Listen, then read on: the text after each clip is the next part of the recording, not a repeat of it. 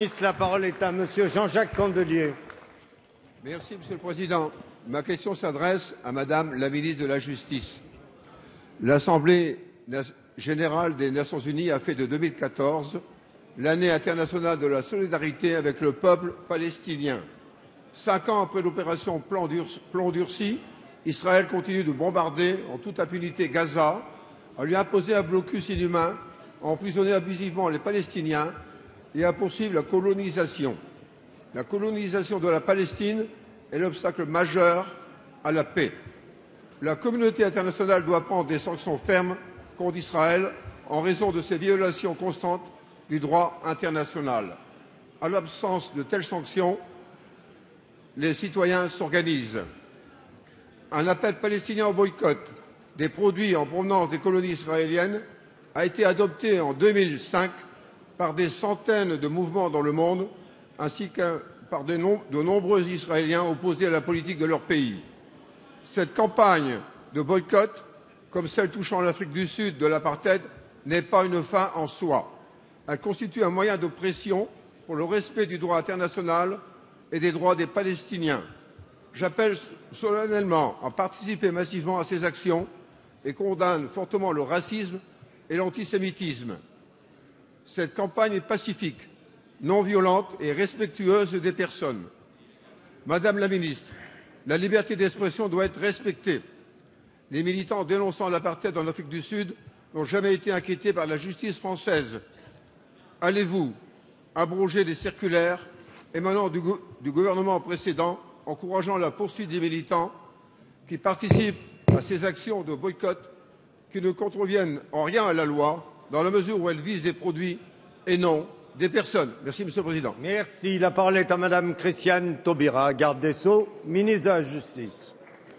Monsieur le Président, Mesdames, Messieurs les députés, Monsieur le député Jean-Jacques Candelier, bien que votre question soit très largement orientée sous l'angle international, je vais vous répondre sans faux fuyant sur la toute fin de cette question. Vous savez que le sujet est difficile et vous savez que le moment est particulièrement délicat.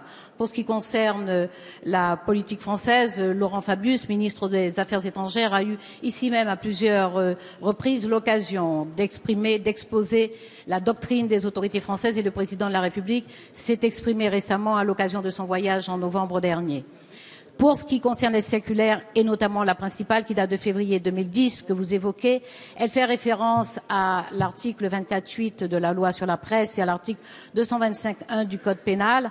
La loi en elle-même, monsieur le député, en elle-même participe des fleurons de notre arsenal législatif en ce qu'elle protège la liberté d'expression et qu'elle réprime les discriminations. Quant à la circulaire que vous évoquez, évidemment, s'agissant d'un instrument réglementaire, on peut le discuter. Je rappelle simplement que la Cour de cassation a, par 2 fois, en 2004 et 2012, validé cette interprétation. Vous savez que j'ai reçu 10 parlementaires de sensibilités diverses, des députés, sénateurs, députés européens, qui m'ont exprimé leur souhait de l'abrogation de cette circulaire.